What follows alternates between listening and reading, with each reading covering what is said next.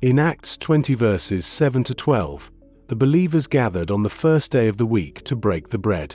Before Paul even began his long night of teaching, he partook the communion by placing Jesus and his finished work at the center. Paul didn't start with instructions, warnings, or demands. He started with grace remembered and Jesus exalted. As Paul preached late into the night, young Eutychus drifted into deep sleep, fell from the third floor, and died. The room was filled with panic, but grace was ready to move. Paul rushed down, embraced the young man, and declared, "Don't be alarmed, he's alive." Acts 20 verse 10.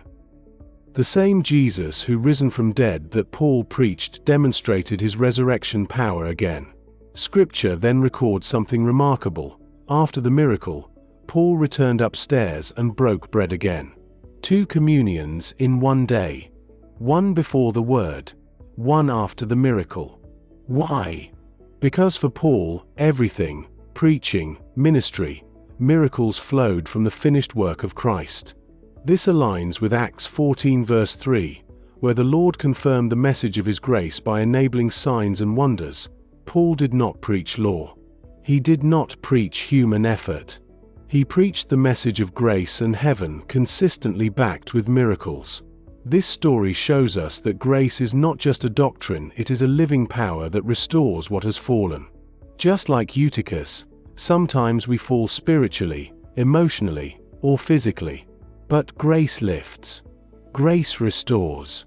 Grace resurrects what life has broken. And communion reminds us again and again that Jesus has already paid for our restoration. And this is why communion is so precious. Communion anchors us again in the truth that Jesus' body was broken for our healing and his blood was shed for our forgiveness. Communion reminds us that every miracle, every restoration, every breakthrough flows from his cross. When you partake, you're not performing a ritual, instead you're receiving life.